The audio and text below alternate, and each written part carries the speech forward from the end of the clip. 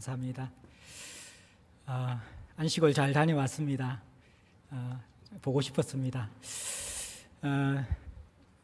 아까 교회 소금예배 전에 인사를 하는데 저는 우리 교회 성도들이 아닌 줄 알았어요. 평상시에는 거의 이렇게 별로 이렇게 내색이나 표현을 안 하는 분들인데 갑자기 손을 잡고 보고 싶다 그러니까 평상시에 그렇게 해주시면 감사하겠습니다. 예, 참 제가 많은 사랑을 받고 있구나라는 것을 느꼈고요. 또 여러분들 참 하루하루 분주하고 힘들게 살아가는데 혼자 또 안식하는 것들이 참 부담이 되었지만 또 충정과 또 건강한 생명의 떡이 되는 게 여러분을 위해서 더 귀한 또 필요가 있겠다는 생각이 들어서 잘 다녀왔습니다. 또 이제 행복하게 또 여러분과 함께 동력하고 목양할 수 있기를 바라고 또 주님보다 앞서가지 않고 여러분과 함께 그렇게 걸어가는 그런 길이 되었으면 좋겠습니다. 우리 인생에 참 변화를 일으키는 여러 요소들이 있잖아요. 그리고 그 가운데 우리가 이 위치에 도달하고 이것을 소유하면 내 삶이 참 행복하겠다 해서 우리의 삶을 전력 투구하는 것들이 몇몇 부분이 있죠, 그죠? 우리 청소년부들이 예배 함께 참석하는데 참 쉽지 않은 시간을 보내요. 마음껏 좀 자신을 찾아가고 또 뛰어놀고 또 이래야 될 시기인데 우리나라의 최고의 종교인 대학교, 제가 늘 이야기하지만 불교나 기독교나 천주교나 그 어떤 종교보다 수많은 신도를 거느리고 있고 엄청난 헌금 액수를 자랑하는 이 대학교를 우리가 다 신봉하고 있기 때문에 우리 아이들이 참 힘들게 살아가요. 그리고 내가 원하는 대학에 들어가면 내 삶의 변화가 있고 내가 원하는 것을 얻을 수 있을 것이다, 그런 기대들이 있어요, 그죠? 또 그리고 뭐 대학 들어간다고 끝난 거 아니잖아요. 우리가 이제 취업 빙하기 시대이기 때문에 참 힘들어요, 직장을 가지기가. 그래서 내가 바라던 직장 그 가지면 내 삶이 좀 변화될까, 안정될까. 그래서 또 우리 취업 재수생들도 많고 공무원 시험도 또 우리가 준비하는데 쉽지 않고 참 직장 문제도 만만치 않아요. 근데 그것도 우리가 구한다고 해서 삶의 문제가 해결되는 것 아니잖아요. 또 우리가 배우자를 만나서 가정을 이루어야 되는데 쉽지 않아요, 이게. 그죠? 그러니까 점점 우리가 결혼하는 연령도 늦어지고 참 쉽지 않는 삶이고, 또 그렇게 원해서 좋은 사람과 결혼하고 가정도 이루었는데 그렇다고 다 이루었다고 생각할 수 없죠. 그 안에도 어려움과 힘듦이 있는 것을 보게 되어지고, 또 자녀들도 사실 오늘날 우리 자녀들이 그냥 이렇게 태어나는 것 같지만 그것도 하나님의 은혜로 태어나는 것이거든요. 또 원하는 자녀들 갖기를 원하고 또 주시는데, 또 주시지만 그것을 우리가 만족하기보다 또 자라가면서 우리 교회에서 이야기하는 실년 대환란, 애들 2명 키우면서 환란을 겪는 그런 어려움들도 경험합니다. 우리의 삶에 여러 가지 것들을 얻으면 우리의 삶이 변화될 것이라 생각하지만 사실은 별 변화가 일어나지 않아요. 이것과 덧붙여서 돈, 이 시대의 신이잖아요. 우리가 좀 많은 재물을 가지고 돈을 가지면 내 삶이 변화될까? 돈을 추구하기도 하고 또 건강을 추구하기도 하고 명예를 추구하기도 하고, 이러한 다양한 우리의 삶의 변화를 일으킬 수 있는 요소들을 우리가 준비하고 추구하고 그렇게 살아가는데 좀처럼 내 삶은 더 나아지는 것처럼 느껴지지 않고 점점 늪에 빠진 것처럼 인생의 색깔이 더 어두워지는 것, 그러한 느낌을 우리는 가지고 있습니다. 무엇이 우리의 삶의 변화를 일으킬까요? 그것도 참된 변화, 생명의 변화, 우리의 인생을 복되게 하고 빛나게 하는 변화는 도대체 무엇이 가져다 줄 수 있을까요? 우리가 잘 알다시피 그것은 바로 복음입니다. 오랫동안 들었기 때문에 이게 식상한지 모르지만 복음만큼 우리 인생의 근본을 바꾸는 것이 없다라는 것입니다. 복음은 우리 밖의 것을 변화시키는 것이 아니라 우리의 존재를 변화시키는 것이고 내 근본을 변화시키는 것입니다. 성경은 그리스도 예수와 함께 다시 죽고 살리심을 받아서 복음 안에 들어간 사람은 새 피조물이 되었다고 이야기합니다. 인생에 일어나는 변화 가운데 나의 근본과 존재를 변화시킬 수 있는 변화는 없습니다. 복음 외에는 없다라는 것이죠. 그것은 우리에게 생명을 주고 우리에게 살아갈 이유를 주고 우리가 바라보아야 될 것을 볼 수 있게 해줍니다. 사는 것 같은 인생을 살게 해줍니다. 힘을 줍니다. 기쁨을 줍니다. 만족을 줍니다. 이 복음은 우리 인생에 일으킬 수 있는 가장 큰 변화라는 것입니다. 우리는 사도행전을 계속해서 살펴보고 있습니다. 우리와 별 다른 것 없었던 그러한 사람들, 여전히 일상을 살아가고 삶 가운데 이리저리 치이고 자기 가운데 절망하고 실패와 낭망 속에 무너졌던 그러한 사람들이 이 사도행전의 역사 속에서 예수 그리스도를 만나고 성령으로 말미암아 새로운 공동체를 일구게 되어질 때 그들에게 전혀 새로운 삶이 드러나는 것을 보았습니다. 그들은 상상하지 못한 가족 공동체를 만나게 되었습니다. 이전과 다른 기쁨이 있었습니다. 이전과 다른 어떠한 삶의 에너지와 열심과 목적이 생겼습니다. 서로 돌아보아 사랑과 선행을 격려하고 자신의 소유를 자신의 것으로 여기지 아니하고 각자의 필요를 따라 함께 나누는 삶을 살았습니다. 예수 그리스도의 살과 피를 마시며 그리스도의 그 사랑과 은혜들을 날마다 기억하며 하루하루가 사는 것 같은 기쁨을 누리고 있는 자들이었습니다. 이들의 변화된 삶의 모습이 세상에 그 어떤 것도 줄 수 없는 그 참다운 변화를 일으킨 이들의 모습이 주변 사람들에게 충격과 도전을 주었기 때문에 사람들은 교회 안으로 밀려 들어왔습니다. 이 복음의 메시지를 전가할 때 사람들은 나도 예수 그리스도를 알고 싶고 믿고 싶다고 회개하고 교회 속으로 들어왔습니다. 변화를 경험한 이들, 이 변화를 경험한 이들이 오늘 또 세상으로 나아가 변화를 만드는 사람들이 되는 것을 볼 수 있습니다. 오늘 본문에 여러분들 첫 배경은 이 복음을 가진 사람들이 이제 세상을 변화시키고 모든 것을 이기는 모습을 보여주는데, 복음을 이렇게 풍성하게 누리고 복음 안에서 행복을 경험한 이 사람들에게 예기치 않는 죽음의 환경이 드리워졌습니다. 예수를 믿으면, 복음을 우리가 소유하게 되어지면 우리의 삶이 좀 밝아야 되잖아요. 행복해야 되잖아요. 어려움이 없어야 되잖아요. 문제가 해결돼야 되잖아요. 그런데 꼭 그렇지만은 않다라는 것입니다.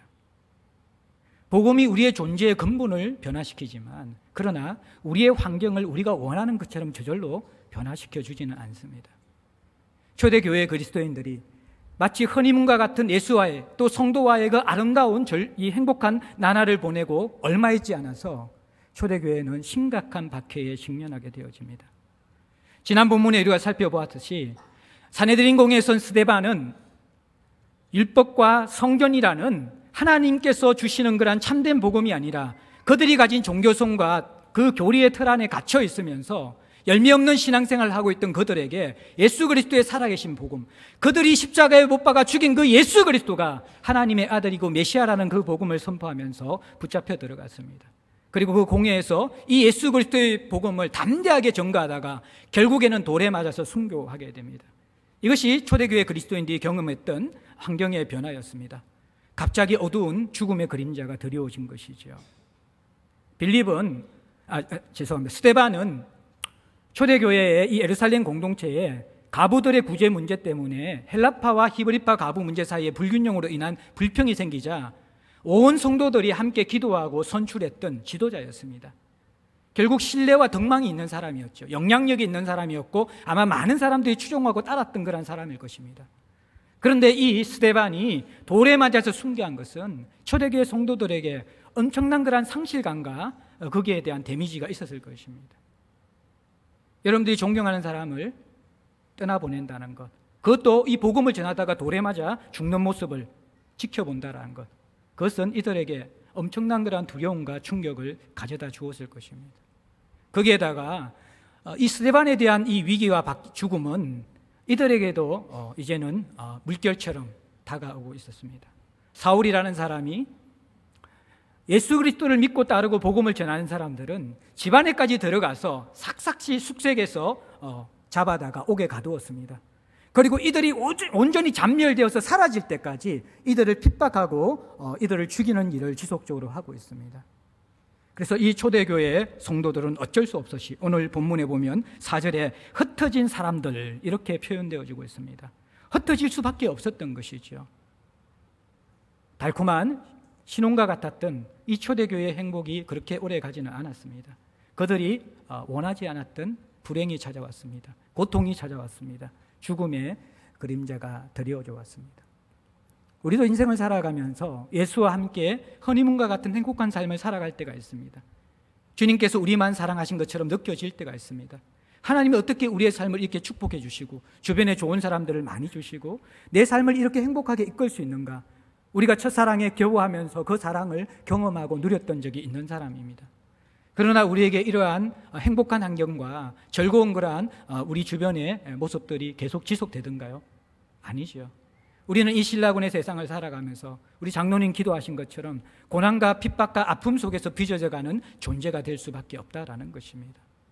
그런데 대부분 우리는 이 환경이 올 때, 환경이 짓누르는 무게감에 질식당하면서 우리가 가진 이 복음들은 퇴색되어져 버리고 세상의 근심과 많은 그런 아픔들을 끌어안은 채 하루하루를 버겁고 힘들게 살아가면서 이 고난과 우리 환경에 끌려가는 것이 우리의 인생이 될 때가 많이 있다는 것입니다.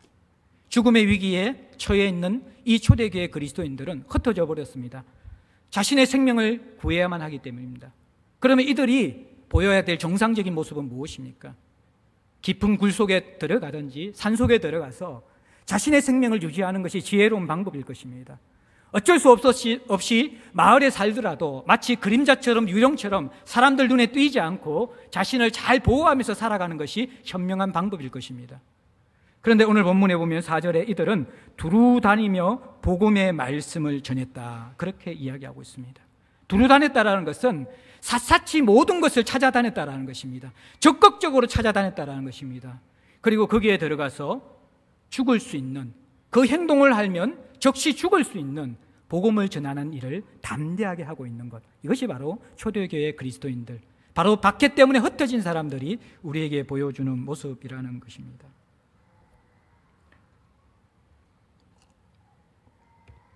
여러분들, 환경이 우리를 고통스럽게 하고 붙잡고 어렵게 하는 것, 물론 그것이 육신의 몸을 입고 있는 저와 여러분들에게 영향을 미치지 않는 것은 아닙니다. 믿음이 있다고 하지만 또 신앙을 가지고 살아가지만 강풍을 만나고 요동이는 바다 물결을 만난 배에 탄 제자들처럼 우리는 두려움에 빠질 수 있고 우리를 돌아보시지 않고 주무시는 예수님에 대한 원망과 불평을 가질 수도 있습니다. 그러나 이 환경이 온전히 함몰할 수 없고 이 환경이 우리를 이길 수 없는 것, 그것이 복음을 참되게 알고 있는 사람들의 진실한 모습입니다. 잠시 요동할 수 있고 잠시 기우뚱거릴 수 있고 잠시 자초될 수 있지만 복음을 가진 사람은 이 초대교회 그리스도인들처럼 죽음의 환경을 이기게 되어집니다. 문제는 우리가 환경이 어렵기 때문이 아니라 환경보다 더 강력한 힘인 복음에 붙들려 있지 않기 때문에, 복음이 우리를 지배하지 않기 때문에 환경이 우리를 삼키는 것을 볼 수가 있습니다. 하나님은 우리 인생에 원치 않는 환경으로 우리를 몰아놓으실 때가 있습니다. 왜 이 역동적으로 성장하는 초대교회 공동체, 하나님 나라를 그토록 깊이 있게 누리고 있는 풍성한 공동체, 이 공동체를 더 성장시키고 더 확장시키시지 왜 고난 속으로 던져놓으실까요? 박해 가운데 던져놓으실까요? 죽음으로 말미암아 뿔뿔이 흩어지게 만드실까요? 이것은 아마 어느 누구도 원치 않았던 하나님의 다루심이었을 것입니다. 그런데 사실은 이 속에 오묘한 하나님의 섭리가 있습니다. 예루살렘 공동체는 한계가 있었습니다. 그들은 하나님 나라의 그 풍성함을 누리고 있었지만 여전히 유대교의 가르침의 근본을 가지고 있었던 사람이었습니다. 그들이 지금 하나님을 만나고 있고 이 하나님 나라의 복음을 누리고 있는 것은 예루살렘이라는 지역 안이었습니다. 그리고 대부분이 유대인들이었습니다. 헬라파 유대인들도 있지만 그들 역시 근본적인 뿌리는 유대인들이었습니다. 복음이 유대인 공동체 안에 갇혀져 있었던 것입니다. 풍성한 복음을 누리고 있었지만 그러나 이 복음이 오랫동안 그들을 사로잡고 있었고 오랫동안 그들의 삶의 습관에 익숙한 그 틀을 깨트리지는 못했던 것입니다. 풍성한 복음이 그들 속에서는 나누어지고 있었지만 그러나 이것이 유대교의 그 뿌리인 그들을 벗어나서 예루살렘과 온 유대와 사마리아와 땅끝까지 전거되기에는 그들 스스로의 모습 속에서는 일어날 수 없는 상황이었던 것입니다. 하나님께서 이들에게 새로운 변화를 일으켰어야만 합니다. 우리 인생 가운데서 어느 순간 여기가 졌사오니 여기에 머물고 싶은 그런 마음이 들 때가 있지만 하나님은 우리가 그 변화산상에서 영원히 머물 것을 원하지 않으십니다. 그 영광을 맛본 자들은 계곡 속에서 간질들린 어린아이 때문에 아파하고 힘들어하는 그들 속으로 들어가서 치유하고 회복하는 부르심을 받은 자들입니다. 그런데 이 예루살렘 공동체는 너무나 풍성한 하나님 나라의 그 누림 가운데서 세상 가운데로 흘러갈 준비와 생각들을 하지 않고 있었던 것이죠. 스데반의 순교와 함께 이 일이 시작되어집니다. 마치 예수 그리스도의 십자가의 죽음과 함께 복음이 이 땅에 심겨지고 생명의 역사가 시작되어지는 것처럼 스데반의 죽음과 함께 복음의 역사는 세상에 심겨져 열매가 맺혀지기 시작하는 것이죠. 여러분들, 그리스도인의 인생은 환경이 지배하는 것이 아니라 하나님의 경륜이 지배합니다. 복음의 생명이 살아있는 사람들은 하나님께서 우리에게 원치 않는 환경으로 버려두실 때 그 환경에 질식되며 원망하며 그 인생 가운데서 자초되어져 버리고 더 이상 앞으로 나아가지 못하고 침륜하는 그런 인생이 아니라 환경에 굴복되지 아니하고 그 속에서 하나님의 경륜을, 하나님의 뜻을 이루어가는 삶이 될 수 있다는 것이죠. 오늘 빌립이 그랬고 초대교회 그리스도인들이 그랬고, 그리고 지금 사실은 핍박하고 있는 사울도 복음을 안 다음에는 이런 삶을 살아갑니다. 사울이 변화되어 바울이 될 때, 바울이 복음을 들고 나서 복음을 전가할 때 그를 기다리고 있는 것은 따뜻하고 안식 있는 호텔이 아니라 차디찬 스키찬 감옥이었습니다. 채찍질 당하여 사슬에 쇠고랑에 차여져서 착고에 차여져서 감옥에 던져진 이 바울, 외로움과 고독 속에 그 감옥에 던져진 바울, 복음을 전하는 그에게 합당하지 않는 대우입니다. 그가 원치 않던 환경이었습니다. 그러나 바울은 그 감옥 속에서 찬송합니다. 그 감옥 속에서 오히려 내가 매인 것이 복음의 진보가 일어나기 때문에 감사하다라고 이야기합니다. 감옥 속에서, 외로움과 고독 속에서, 아픔 속에서 오히려 자기 연민에 빠져야 될 이 바울이 자유인이 되어서 자유롭게 살고 있는 골로새 교인들을 향하여서 예수 그리스도의 복음을 놓쳤기 때문에 그 복음에 천착하고 다시 돌아오라고 편지를 쏘면서 얼굴도 보지 못한 그들을 향하여서 감옥 속에서 기도하는 모습을 보여줍니다. 이것이 여러분들 그리스도인들의 모습이라는 것이죠. 이것이 복음을 가지게 되어질 때 하나님께서 환경에 휩싸이지 아니하고 그것을 뚫으면서 하나님의 경륜을 이루어가고 그 속에서도 여전히 생명의 역사와 기쁨의 역사와 치유와 회복의 역사를 이루어 나가는 환경을 이기는 그리스도인의 삶이라는 것입니다. 오늘날 젊은이들이 살아가는 것이 너무 힘이 듭니다. 어렵습니다. 열심히 일했지만 정말 이 사회가 불공평합니다. 여러분들, 이 인서울 하기 위해서 다들 노력하잖아요. 대기업에 들어갈 수 있는, 공기업이나 대기업에 들어가서 어느 정도 미래를 걱정하지 않고 살아갈 수 있는 그런 연봉을 받을 수 있는 퍼센테이지가 우리 한국 사회에 한 8% 정도 된다고 합니다. 7, 8% 정도 된다고 그래요. 그리고 한 해의 수험생들 가운데서 인서울에서 서울에 있는 대학에 다니는 사람들이 7, 8% 정도 됩니다. 결국에는 안정된 직장을 위해서, 미래의 안정을 위해서 우리 아이들이 정말 죽을 고생을 하면서 밤낮을 살면서 인서울 대학을 들어가려고 합니다. 그런데 여러분들 가만히 생각해 보면 불공평한 것 아닙니까? 이 사회가 너무나 어지러워진 것이죠. 공평한 사회라 그러면요, 중간만 하더라도 생존 자체는 가능해야만 합니다. 그런데 우리 사회에 여러분들 이 성적순대로 고3을 쭉 내려세워가지고 50%에 드는 사람이 평균적으로 살아갈 수 있는 세상이 되어져 있습니까? 아니라는 것이죠. 사회 자체가 병들어 있는 것이죠. 그런데 우리 사회는 우리 친구들의 문제라고 이야기합니다. 경쟁 사회 속에서 너가 더 노력하지 않아서. 사실 우리 나이 든 사람 세대들은 이 생각을 지워야 됩니다. 우리 세대는 성장의 세대였습니다. 노력하면 정말 자기가 원하는 대학에 갈 수도 있고 직장에 들어갈 수도 있고 웬만하게 공부하고 지방대를 나와도 사는 데는 문제가 없었습니다. 그러나 지금 우리 아이들은 달라요. 그 잣대로서 노력해야지 살 수 있다고 하는 것, 이 아이들을 죽이는 것입니다. 어디까지 노력해야 이 아이들이 살 수 있습니까? 우리 사회가 불공평한데. 물론 이 환경들을 우리가 건강하게 바꾸어 나가는 노력들도 필요합니다. 그러나 지금의 환경보다 더 열악한 환경 가운데 초대교회 그리스도인들이 던져져 있다는 것이죠. 우리 청년들이 정말 힘들지만 유일한 대답은 내가 8%에 들어가는 게 아닐 수 있습니다. 그것으로 인생의 문제가 해결되는 게 아니라는 거예요. 복음을 다시 경험해야만 합니다. 우리 바울 공동체가 오는 목요일부터 미얀마 단기 선교를 떠납니다. 우리 장로님들과 함께 기도하면서 또 우리 교회에 그동안의 구심점이 된 게 바울이었고, 이 공동체가 제자들 교회로서 이 명맥을 계속해서 흘러오면서 정말 귀한 역할을 한 게 우리 청년들이었습니다. 우리 청소년부터 우리 바울 공동체까지, 그리고 우리 교회 학교가 우리 다음 세대가 꿈인 것이죠. 너무 힘들고 허덕거리는 세대가 이제 여러분들 이 바울 공동체가 되어졌습니다. 인생의 두 가지의 중요한 난제가 있잖아요. 가정을 이루어야 되고 또 뭔가 좀 안정된 직장을 구해야 되는데 쉽지 않는 그런 상황이 있거든요. 점점 위축될 수밖에 없습니다. 불안할 수밖에 없습니다. 그런데 우리가 공감하고 이해해 줘야 합니다. 같이 기도해 줘야 돼요. 그리고 이들에게 정말 하나님께서 역사하시는 것들에 대해서 믿음의 이야기를 할 수 있는, 그것도 그냥 꼰대처럼 그렇게 가르치는 것이 아니라 공감하며 그들을 격려해 줄 수 있는 믿음의 동력자들이 필요합니다.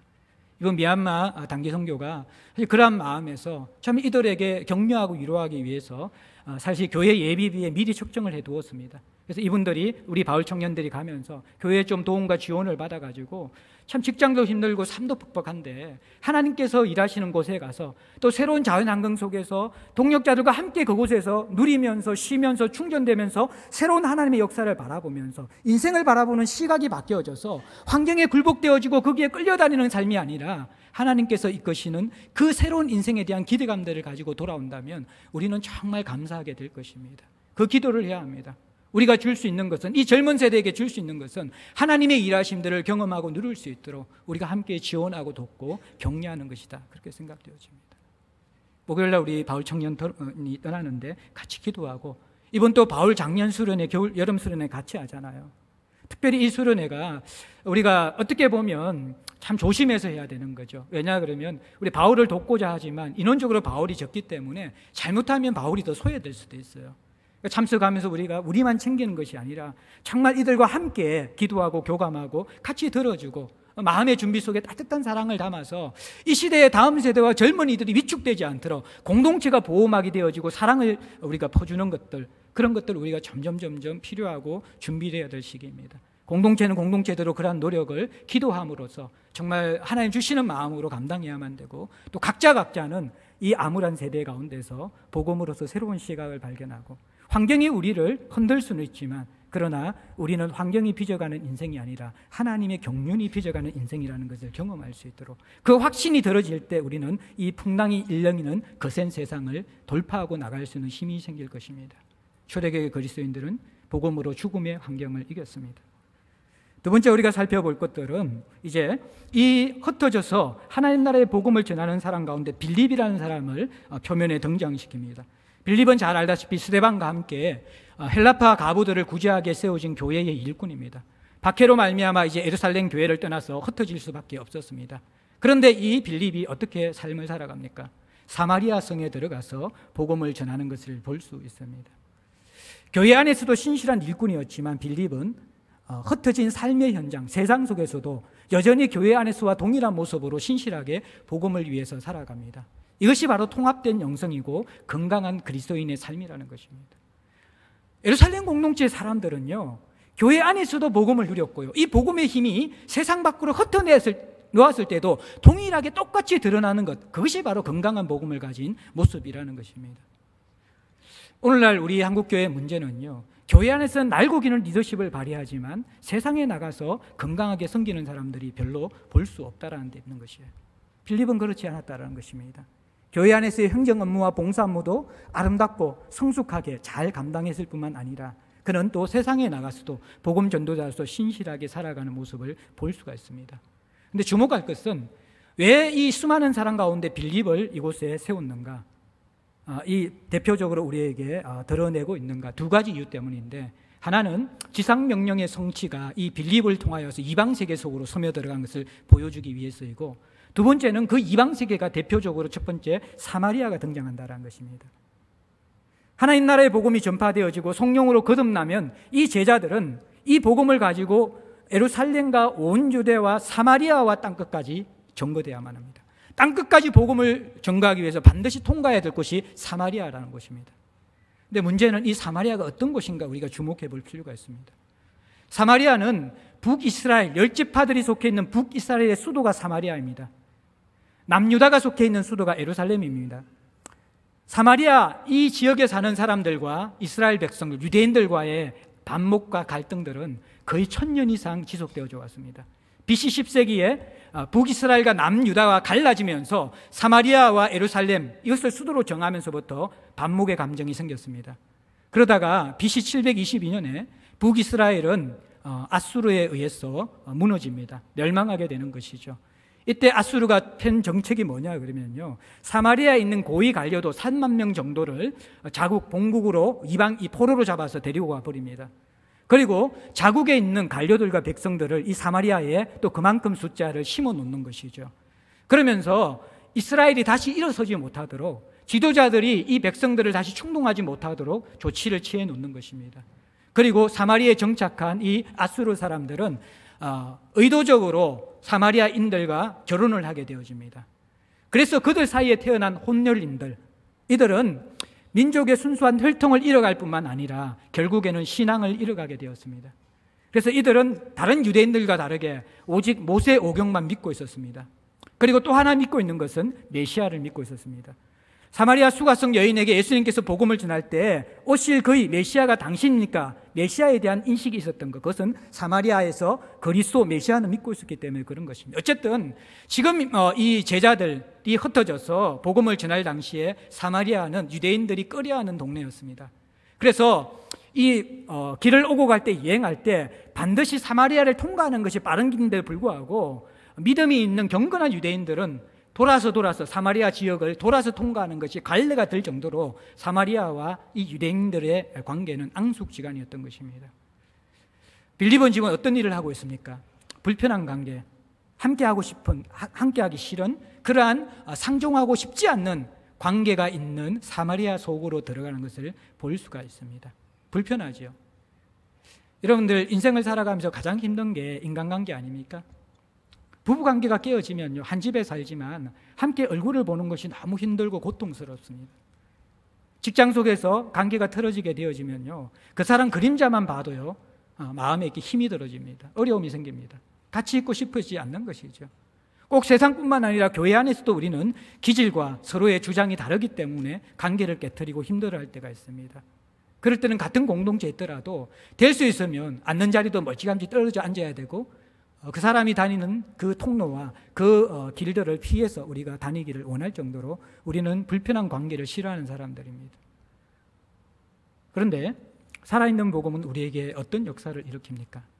힘들고 고통스럽고 상종하기 싫고 만나면 만날수록 내 자신이 비참해지고 힘들어지는 그런 관계 속으로 우리를 우겨 넣는다라는 것입니다. 빌립은 이 사마리아 성에 들어가서 강력하게 복음을 전합니다. 5절에 그리스도를 백성에게 전했다, 그렇게 이야기합니다. 어떻게 보면요, 조금 있다가 제가 마지막 세 번째 다룰 것이지만 예루살렘 사람들도 사마리아인들처럼 다 고통스럽고 힘든 삶을 살았습니다. 그리고 자기 세계 안에 갇혀 있고 꼭 사마리아와의 반목뿐만 아니라 자기들 사이의 반목들도 있었던 사람들이었겠죠. 그런데 이들의 인생이 변화된 것은 그리스도 때문이었습니다. 그리스도가 들어오자 이 공동체는 하나된 마음을 가졌습니다. 다름의 벽이 허물어졌습니다. 샬롬이 일어났습니다.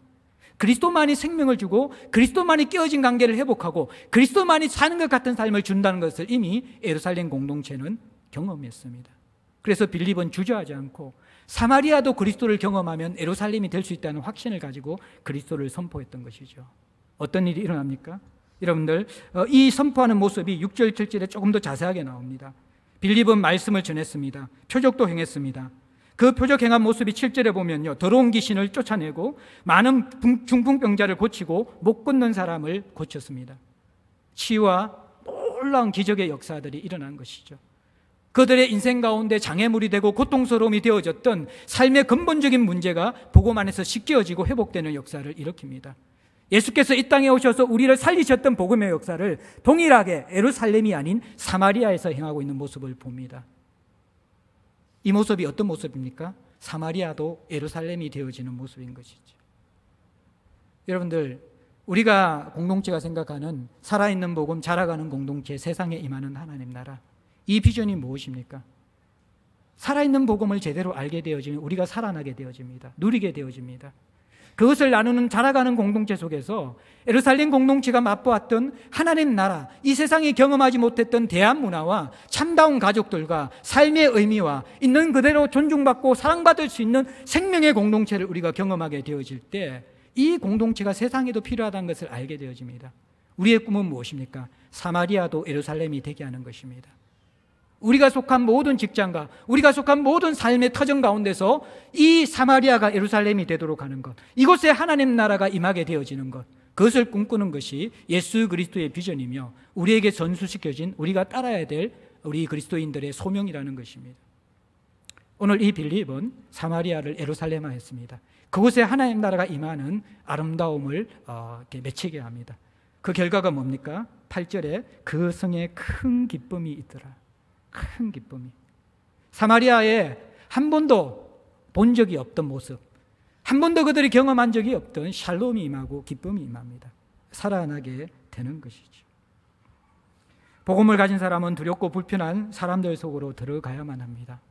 그 부담을 가지고 있어야만 합니다. 그리고 그것이 우리의 소명이라는 것을 깨달아야만 합니다. 우리는 우리가 받은 상처와 우리의 불편함과 우리의 억울함들을 공동체에 드러내고 그것들에 대해서 나누면서 위로받기를 원합니다. 필요합니다. 그렇게 하셔야만 합니다. 그러나 그곳에서 한 발짝 더 나가야 하는 것이죠. 이제 이곳에서 위로받고 이곳에서 힘을 얻으면 다시 우리는 상처 입을 각오를 하고 깨어진 관계 속으로 들어가서 그들이 함께 예루살렘을 경험할 수 있는 부르심, 그 부르심을 순종하는 자들이 되어야만 합니다. 이미 우리가 이 사도행전 본문전에 다루었던 마가복음에서 그라사 강인을 기억하실 것입니다. 무덤 속에 살면서 쇠사슬에 이 온몸이 메어져 있고 손과 발이 고랑에 묶여져 있는 사람, 너무나 이 속에서 분출하는 그 파괴력, 이 깨어진 본성을 이기지 못해서 그것마저도 끊어버리는 그 사람을 보았습니다. 밤낮 소리를 지르면서 무덤과 산을 뛰어다니는 그 사람, 그리고 갑자기 자기의 몸을 자해하는 그 사람, 사회로부터 버려졌고 사회로부터 억압당하는 그 그라사 강인의 모습이 어떻게 보면 세상 속에 살아가는 저와 여러분의 모습이라는 것을 보았습니다. 세상은 이 그라사 강인의 가치를 인정하지 않습니다. 버림받은 인생이었습니다. 그런데 예수님께서는 씨 뿌리는 비유를 하시고 난 다음에 강풍을 뚫고 제자들이 죽게 되는 그 죽음의 환경을 뛰어넘고 그라사 땅에 도착하십니다. 도착하시자마자 사실은 축사를 하셨기 때문에 그 속에 있는 귀신을 쫓아내려고 명령하셨기 때문에 이 귀신 들린 그라사 강인이 먼저 와서 나와 당신이 상관이 없습니다. 왜 나를 괴롭게 하십니까? 하나님의 아들 예수라고 이야기합니다. 가장 제자들보다도 그 어떤 사람보다도 선명한 신학적 지식이 있었습니다. 예수를 바라보면서 하나님의 아들 그리스도요 라고 이야기합니다. 그런데 이 사람이 하는 그러한 고백이 뭡니까? 당신이 나와 무슨 상관이 있습니까? 나를 괴롭게 하지 마십시오. 이 질문이 굉장히 중요한 질문이거든요. 세상 사람들은 그들을 살리려고 하는 그런 복음에 대해서 당신이 나와 무슨 상관이 있는데 나를 괴롭게 합니까? 라고 이야기합니다. 그런데 이것이 세상 사람들만의 정서가 아니라 저와 여러분들도 교회 안에서 그럴 수 있다는 것입니다. 예수 그리스도와의 인격적인 관계가 없고 그분께서 이끄시는 삶을 살아가지 못하는 사람들은 그분이 여러분 인생 속에 들어오는 그 방법이 뭡니까? 평상시에는 신경을 쓰지 않고 예수님을 찾지 않기 때문에 고난을 주시고 이런 삶에 어떤 문제를 껴서 안으로 들어오시려고 하시는 거예요. 그때 대부분 성도들이 어떻게 합니까? 당신이 나와 무슨 상관이 있습니까? 나를 괴롭히지 마십시오. 이것이 우리의 모습이라는 것입니다. 그런데 예수님께서는 포기하지 않고 이 그라사 강인에게 들어가셔서 축사하십니다. 결국 이 귀신들의 요구를 받아들여서 산비탈에 있는 2,000마리의 돼지떼에 이 귀신들을 집어넣는 것이죠. 한 마리 50만 원 그러면 10억 가치입니다. 10억. 갈릴리 바다 비탈길을 확 내들여서 호수에 몰사해버립니다. 돼지 치는 자들이 데가볼리와 그라사 사람들 다 불러와서 그 강면을 보게 합니다. 사람들이 어떤 반응을 합니까? 예수님이 빨리 이 고을을 떠나가기를 원합니다. 왜입니까? 엄청난 재산적 손실을 입었기 때문입니다. 그들의 눈에는 지금 비인간화되어서 짐승처럼 살아가다가 옷을 입고 온전히 앉아있는 치유받은 한 사람의 영혼이 보여지지 않습니다. 그들에게 중요한 것은 돼지떼의 가치라는 것입니다. 세상은 그렇습니다. 그런 세상을 살아가고 있습니다. 이것이 데가볼리이고 이것이 사마리아라는 것입니다. 그런데 예수께서 이 그라사 강인 예수에게 이렇게 요구합니다. 예수님, 이제 당신을 쫓을 수 있도록 허락해 주십시오. 왜 그렇습니까? 과거를 아는 곳에서 살아간다는 것은 쉽지 않은 것입니다. 귀신 들려서 살아왔던 자신의 동네, 자신의 가족 속에서 다시 들어가서 살아가는 데는 힘든 것입니다. 그리고 또 예수를 통해 치유받았지만 예수가 떠난 다음에 나 혼자 살아간다는 건 역시 힘든 것입니다. 그래서 그라사 가인은 예수를 따르고자 했습니다. 그때 예수님 뭐라고 그럽니까? 따라오지 말라고 이야기합니다. 돌아가서 너에게 일어난 일들과 내가 너를 얼마나 불쌍히 여겼는지를 내 가족에게 고하라고 이야기합니다. 그라사 강인은 이 말씀에 순종해서 데가볼리에 남습니다. 그리고 시간이 지납니다. 예수님께서 다른 곳에서 전도하다가 다시 데가볼리를 지날 상황이 되었습니다. 그런데 놀라운 일이 일어납니다. 데가볼리 근처를 지나는데 데가볼리 사람들이 병든 사람을 그들 스스로가 이끌고 나와서 예수에게 고쳐달라고 요구하고 있는 것입니다. 예수를 쫓아냈던 데가볼리가 예수 그리스도를 찾아와 나온 것입니다. 어떻게 1인 2성입니까? 예수님께서 그라사 강인을 따라오려는 그라사 강인을 그가 속한 가정과 세상 속에 버려둔 이유가 무엇입니까? 너를 불쌍히 여긴 이 복음, 너에게 어떤 일이 일어난지 가족과 이웃에게 전하라는 것입니다. 이 변화받은 그라사 강인, 그러나 그가 이들 속에 들어가는 것은 불편하고 끄끄러운 관계입니다. 자신을 묶어서 무덤으로 던진 사람이 데가벌리 사람들입니다. 그들을 향해서 그는 복음을 전해야만 하는 것입니다. 그리고 그 결과로 데가벌리는 변화되는 것입니다. 사랑하는 성도 여러분들, 우리 역시 그라사 강인의 삶으로 부름받은 사람들입니다. 얽어매어진 인생 속에서, 답답한 인생 속에서 내 자신을 바라보고 세상을 바라보면 소리를 치지 않을 수 없는 그런 미친 감정이 지배하는 세상 속에서 살아가면서 하루하루를 힘들게 살아왔던 그런 자들이었습니다. 그분이 2000마리 돼지떼와 비교할 수 없는 하나님의 아들의 생명으로 바꾸어서 우리를 건져내신 것, 그것이 복음이라는 것입니다. 그렇다면 그 복음을 안다 그러면 하나님께서 내게 행한 일들과 나를 구원하기 위해서 얼마나 불쌍히 여기시면서 내게 대가를 지불하셨는지 그것을 세상 사람들에게 구하라는 것입니다. 그리고 여러분들도 나처럼 가치 있는 사람이라는 것을 일깨워 주라는 것입니다. 그것이 바로 우리의 부르심입니다. 깨어진 세상 속에 들어가 당신들도 가치 있는 사람입니다.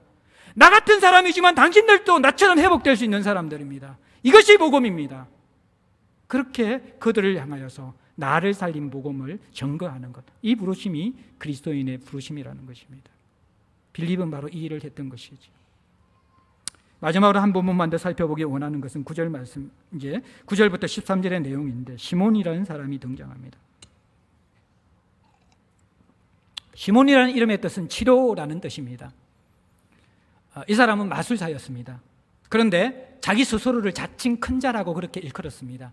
근데 여기 크다라는 단어는 헬라어로 메간이라는 단어입니다. 이 단어는 신적 존재를 의미하는 단어입니다. 다시 말해서 이 마술사 시몬이 자칭 큰 자다 이야기하고 있는 의미는 이 사람이 종교적으로 큰 자, 즉 자신이 신적 존재라고 그렇게 사람들에게 가르치고 있었습니다. 사마리아 사람들은 이 시몬에 대해서 어떻게 반응하고 있었습니까? 10절에 보면요, 낮은 사람부터 높은 사람까지 모든 사람들이 시몬을 따랐습니다. 그리고 이 사람은 크다 일컫는 하나님의 능력이다. 11절에 오랜 동안 그 마술에 놀랐고 그들이 시몬을 따르고 있었다 이야기했습니다. 사마리아 동네의 사람들은 마술사 시몬을 적어도 하나님과 같은 신적 존재, 아니면 하나님이 보내신 능력이 있는 그러한 존재다 믿으면서 그를 따르고 있었습니다. 그런데 이것이 무엇입니까? 유사복음이라는 것입니다. 하나님이 아닌 것이죠. 짝퉁복음인 것이죠. 사마리아는 거짓 우상에 지배받는 세상이었습니다. 시몬, 마술사 시몬은 바로 이 세상 가운데 우리를 지배하는 우상과 같은, 우상을 표상하는 그러한 존재와 같은 사람입니다.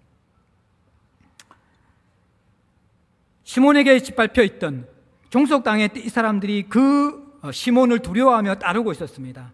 그런데 이 유사복음에 사로잡힌 사마리아에 진짜 복음을 가진 사람이 등장했습니다. 빌립인 것이죠.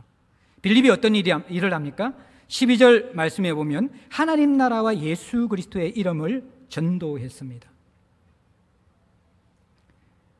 참된 복음, 우리를 자유케 하고 살만나게 하는 것은 하나님 나라에 영입되는 것입니다.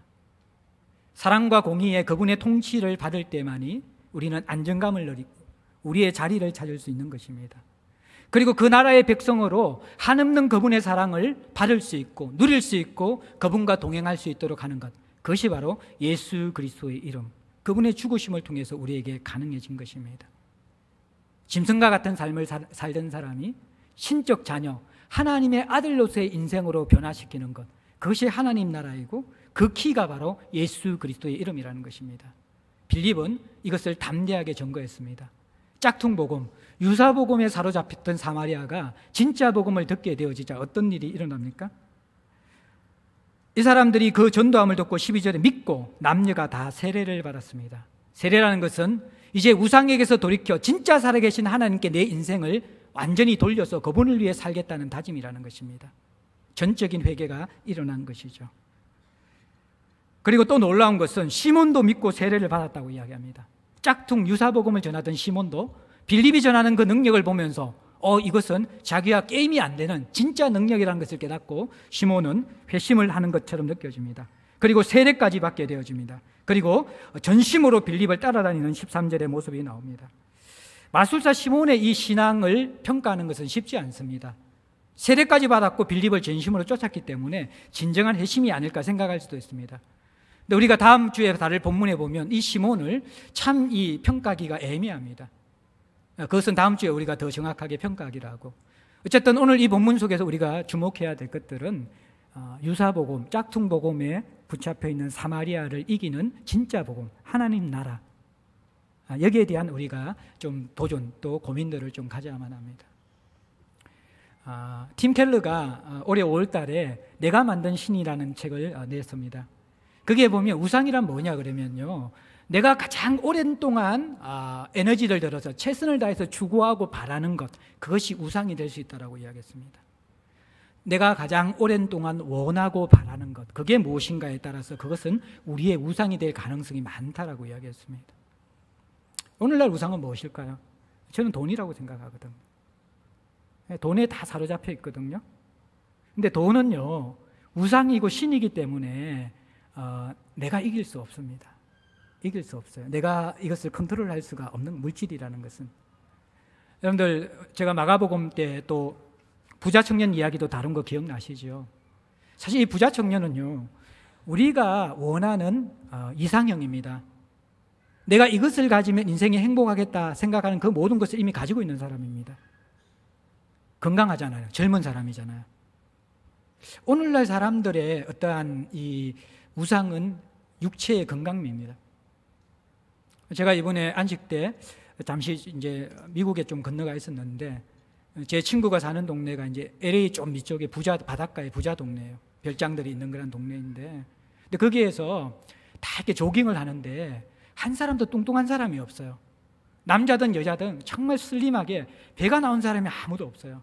그리고 아주 구릿빛으로 잘 태워진 해서 이제 이게 짧은 반바지에 딱 이 조끼와 같은 런닝을 입고 막 뛰어다니는데, 귀에 꽂고 다니는데 정말 다들 늘씬해요. 이게 부의 상징이 뭐냐 그러면요, 자기의 몸을 잘 가꾸는 거예요. 잘 가꾸는 거예요. 오늘날 이 건강이라는 것이 하나의 우리의 어떤 우상이 되어져 있거든요. 그런데 이 젊은 사람이고, 또 이 사람은 사회적 관료였어요. 사회적 지위. 우리 요즘 공무원 시험 준비하잖아요. 공기업 들어가고 싶어요. 대기업 들어가고 싶었잖아요. 그것 이상의 안정감을 주는 신분을 가진, 사회적 신분을 가진 사람이 바로 이 사람이었다는 것입니다. 그리고 또 이 사람은 많은 재물을 가지고 있었어요. 우리가 원했던 거랑 돈을 엄청나게 많이 가지고 있는 부자였다라는 거예요. 거기에다 이 사람은 종교성까지 있었어요. 예수님 찾아와서 선한 선생님이 어떻게 하면 영생을 얻겠습니까? 사실 이 사람은 정말 훌륭한 사람이에요. 건강하고 돈이 있고 사회적 명예가 있는 가운데서 스스로 갈망, 영적인 굶주림을 가진 사람이 별로 없어요. 이 사람은 얼마나 훌륭해요. 종교성까지 있는데. 근데 여기에서 역설적으로 보면요, 우리가 도달하고자 했던 최고봉에 올랐던, 우리가 정말 가지고 싶었던 이 세상의 롤모델과 같은 이 부자 청년이 왜 예수님 찾아 나와요? 허기짐이 있는 거예요. 그 속에 채워지지 않는 게 있는 거예요. 궁핍이 있는 거예요. 정말 우리가 정직하면요, 짝퉁복음, 유사복음은 우리를 채울 수 없다는 것을 깨달을 수밖에 없는 거예요. 그러면서 예수께서 이 사람에게 한 가지 제시하는 게 뭡니까? 모든 율법을 다 지켰다는 이 사람에게 너 재산을 다 팔아서 가난한 사람에게 나누어주고 나를 따르라. 이 청년이 많은 슬픔과 근심을 가지고 돌아갔더라. 제자들이 놀랍니다. 왜냐 그러면 구약에서는 부와 종기가 하나님께로부터 난다고 했거든요. 그런데 예수님께서 얘들아 봐라, 부자가 하나님 나라에 들어가는 것이 얼마나 힘든가. 낙타가 바늘길을 통과하는 것보다 부자가 하나님 나라에 들어가는 것이 더 힘들다. 그러면 누가 구원을 받을 수 있겠습니까? 사람으로는 할 수 없어도 하나님께로는 할 수 있느니라. 여기에서 우리가 기억해야 될 것은, 구원이라는 것은 가난하다고 들어가는 것도 아니에요. 구원 자체는 부자나 가난한 사람이나 동일한 사람에게서 날 수 없는 거예요. 여기서 그러면 가난한 사람이나 보통 사람은 사람의 힘으로 구원을 받을 수 있고, 부자는 구원을 받을 수 있고, 그 말이 아니라는 거예요. 누구나 다 구원은 우리 스스로 받을 수 없는 거예요. 그런데 특별히 부를 붙잡고 있는 사람들, 물질이 지배하는 사람들은 구원받기가 더 어렵다는 것입니다. 여기서 여러분들 제가 중요한 거 말씀드릴게요. 물질이 어느 정도의 힘이 있는가? 물질은 종교성으로 못 이깁니다. 이 사람은 율법을 다 지키고 선한 양심을 가진 사람이잖아요. 여러분들이 교회 생활하면서 꼬박꼬박 종교적인 활동을 하고 봉사활동을 하고 성경 공부를 하고 종교성이 가득 채워지고 나름대로 선한 삶을 추구하고 의롭게 살아간다고 물질을 이길 수 있는지 아십니까? 노라는 것입니다. 부자 청년의 모습 보십시오. 절대로 못 이깁니다. 물질은 신의 속성이거든요. 물질을 이길 수 있는 힘은 복음밖에 없다라는 것이에요. 유일한 성경에 한 사람 나타나요. 삭개오. 이 역시 여리고라는 상업도시에서 최고의 가치인 물질 추구했던 사람입니다. 세리장 되었잖아요. 돈 많이 벌었잖아요. 그런데 이 사람이 그것으로 만족함을 누립니까? 예수를 만납니다. 집에 들어갑니다. 예수께서 친구로 대해주십니다. 밖에서는 죄인과 세리와 함께 먹는다고 수근수근거립니다. 불편함이 있지만 예수님께서 정죄하지 않으시고 삭개오를 인격으로 있는 모습 그대로 받아줍니다. 예수를 만났습니다. 복음을 누렸습니다. 부자 청년은 겉으로 보기에는 종교심이 가득했지만 나온 이유가 예수와의 인격적인 만남이 아니라 내가 또 다른 어떤 종교적 행위를 통해서 영생을 얻을까? 방법이 잘못된 거예요. 자신의 어떤 궁핍과 무능함과 피조물된 한계를 모르고 있었어요. 그런데 삭개오는 이미 물질의 허무함들과 자신 안에 있는 삶의 파탄을 알고 있는 사람이었기 때문에 다른 건 무엇이 아니라 예수라는 분에 대한 굶주림이 있었던 사람이에요. 그래서 예수와 교제하고 만나는 거예요. 그분이 자신을 있는 모습으로 받아주는 거예요. 자유가 일어납니다. 하나님 나라가 일어납니다. 물질이 채워지지 못하는 인생의 행복이 있습니다. 삶의 만족이 있습니다. 자신을 찾았습니다. 이제 물질을 놓을 수 있는 용기가 생겼습니다. 내 재산의 절반을 가난한 사람에게 나누어 주겠습니다. 잘못 내가 세금을 거둬들인 게 있으면 4배를 갚겠습니다. 거지 되겠다는 말입니다. 그러면서도 행복해합니다. 예수님께서 삭개오에게 이야기합니다. 보라, 오늘 이 집에 구원이 임하였다. 이것이 구원입니다. 물질의 힘을 이길 수 있는 것. 우리가 못 이긴다라는 거예요. 사랑하는 성도 여러분들, 이 세상은 짝퉁복음, 오랫동안 우리가 갈망하는 것, 그것을 주면 행복할 것이라고 이야기합니다. 아니라는 것이죠. 사마리아가 바로 그런 동네입니다. 데가볼리가 그런 동네입니다. 그러나 복음은 이 유사 짝퉁복음의 실체를 정확하게 드러내면서 우리를 우리답게 하는 것, 인간을 살도록 만드는 유일한 길은 예수 그리스도와의 만남밖에 없다라고 이야기합니다. 복음밖에 없다라고 이야기하는 것이죠. 사랑하는 성도 여러분들, 오늘 이 메시지를 들으면서 다시 이를 악물고 환경을 이겨야지, 관계 속으로 들어가야지, 그리고 돈에 대해서 내가 무시해야지, 이렇게 적용하지 않기를 바랍니다. 이것이 아니라는 거예요. 이들은 우리와 똑같이 실패했던 자들입니다. 무엇이 변화를 일으켰습니까? 복음과 성령 충만. 그것이 이들을 변화시키는 것입니다. 오늘날 우리가 오랜 동안 추구하고 내 삶을 던지는 게 뭐냐는 거예요. 그것이 우상이 되는데, 그것이 우리를 휘어잡게 되어지는데, 우리는 오늘날 복음이 무력해졌다고 이야기합니다.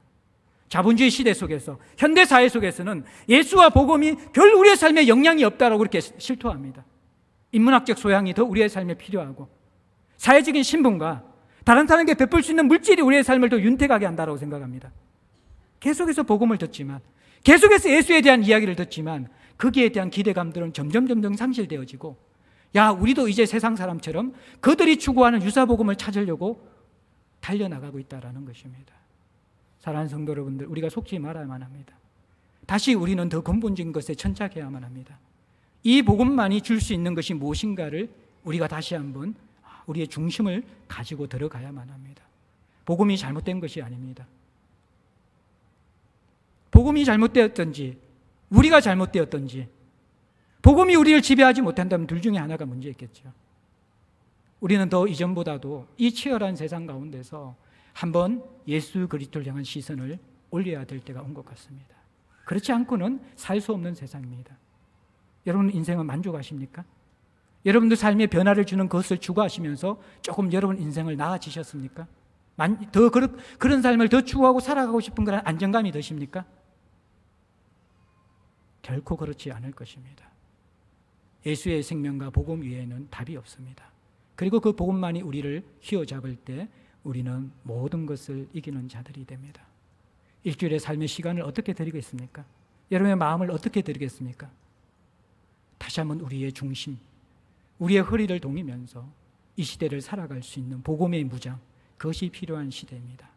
복음으로 다시 한번 승리의 발걸음을 뛸 수 있는 저와 여러분들 될 수 있기를 주의 이름으로 축복합니다.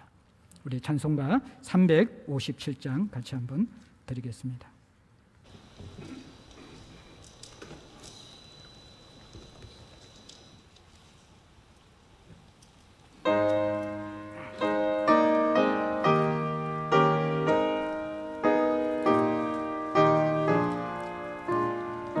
주 믿는 사람 일어나 주 믿는